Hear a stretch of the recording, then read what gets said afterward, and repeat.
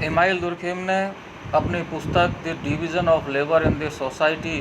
के तीसरे एवं अंतिम खंड में श्रम विभाजन के परिणामों को स्पष्ट किया, जहां एक और इमाइल दुर्खिम ने श्रम विभाजन के प्रकार्य के रूप में समाज में उत्पन्न होने वाली एकता का जिक्र किया, वहीं दूसरी ओर उसने श्रम विभाजन के कारणों में श्रम विभाजन के प्राथमिक एवं द्वितीयक कारणों को स्पष्ट किया, जिसमें उसने जनसंख्या के भौतिक एवं नैतिक घनत्व की में वृद्धि की बात की, और साथ में ही उसने जो श्रम विभाजन के कारण है उसमें द्वितीयक कारकों को भी स्पष्ट किया, जिसमें सामूहिक चेतना का ह्रास एवं पैतृकता की कमी को उसने स्पष्ट किया था। अब हम दुर्खिम ने श्रम विभाजन पुस्तक का जो तीसरा भाग है, अर्थात the division of labour in the society का तीसरा खंड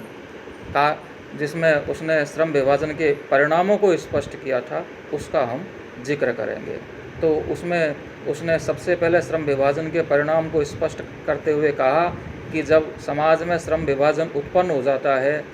यांत्रिक एकता की जगह सावयवी एकता स्थापित हो जाती है, दमनकारी कानूनों के स्थान पर प्रतिकारी कानून स्थापित हो जाते हैं, विशाल पैमाने पर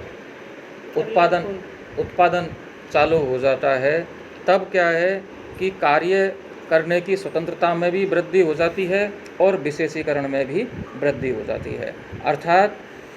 व्यक्ति अपनी स्वतंत्रता के आधार पर, अपनी रुचि और क्षमताओं के आधार पर कार्य करने के लिए स्वतंत्र हो जाता है, और जिससे सभ्यता का भी विकास होता है। जब नए नए प्रकार के उत्पादन होता है, शिल्प होता है, नए नए भवन बनते हैं, तब सभ्यताओं का भी विकास होता है और सामाजिक प्रगति में भी उत्तरोत्तर वृद्धि होती जाती है। अर्थात समाज पूर्व की अवस्था से धीरे धीरे आगे बढ़ता जाता है। साथ में ही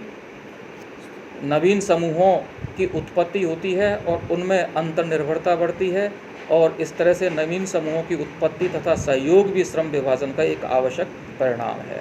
श्रम विभाजन का एक परिणाम ये भी है कि इससे व्यक्तिवादी विचारधारा प्रबल हो जाती है, अर्थात व्यक्ति अपने स्वतंत्र सोच रखने लग जाता है। वो सामूहिकता की भावना तो कम हो जाती है, लेकिन व्यक्तिवादिता की भावना प्रबल हो जाती है। नैतिक जागरूकता का निर्माण होता है, क्योंकि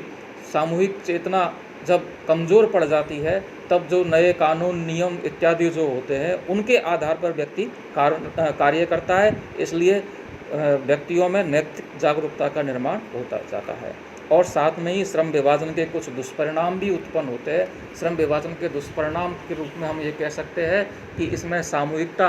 कम होती जाती है, एकता कम होती जाती है और व्यक्तिवादिता की भावना बढ़ती जाती है, जो कि समाज के संगठन पर दुष्प्रकार्यात्मक प्रभाव डालता है। तो इस प्रकार से हम इन बिंदुओं के आधार पर दुर्खिम के द्वारा समाज में श्रम विभाजन को स्पष्ट कर सकते हैं कि श्रम विभाजन के प्रकार्य क्या है, श्रम विभाजन के कारण क्या है और श्रम विभाजन के परिणाम क्या है। बहुत बहुत धन्यवाद।